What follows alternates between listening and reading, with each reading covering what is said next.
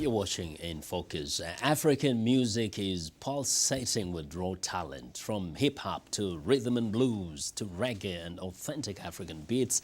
The sounds are sizzling. Maurice Kirya is a rising singer from Uganda. I recently spoke with him here in Washington and asked him to describe his musical style.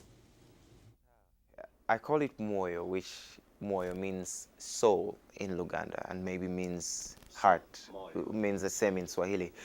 And over years, because of the influences I've had from R&B to jazz to African music to Lingala, because of my parents, I picked up so much, but I wanted to do something that really relates with who I am inside.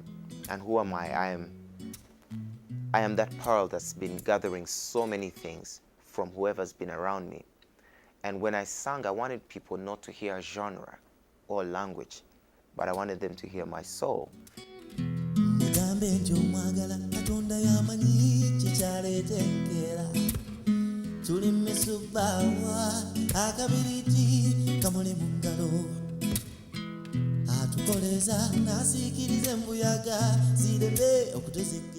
Now, when I listen to your music, it sounds great, but to a great degree, sounds like you're mimicking the Western style, whether one is doing jazz or soul. There's a lot of hip hop there and rap and all that.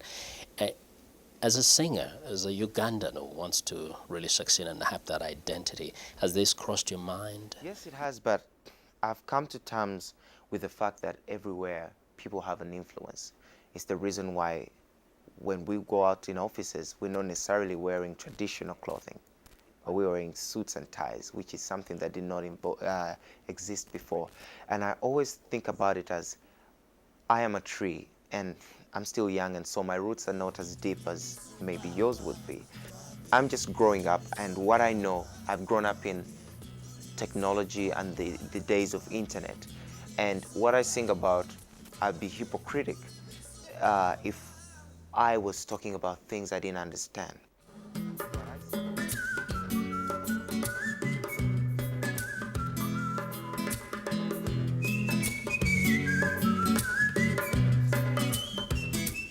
So right now I like to do things that relate to who I am as a being, not just to put out there an impression of how deep I can go. There's people who can do that better than me though.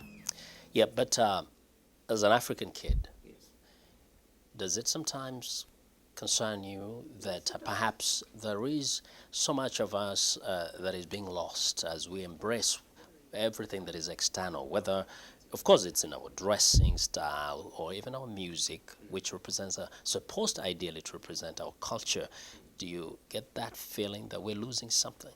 Every other day I see we're missing a lot of ourselves, and it's getting lost in the cables, I like to call it. And it's up to the older generation to really teach the new generation of what's been there in the past, or else we're going to get the younger generation is always going to pick on what's easiest to find, and that's what maybe the Western world is giving. Would you say that the lure of money, quick money, that is really pouring into the pockets of the musicians and producers is also to some degree playing a part in people focusing on what is of immediate benefit rather than perhaps capturing the culture within us and around us and encapsulating that in music? There's not much copyright laws in Africa, and that is really giving most musicians a hard time, and they start to move from their own cultural music and moving to certain record labels that are out of the countries as to get known. And that's where the money comes in. So they start to sell their souls and move away from what they have, because back at home, they have no market.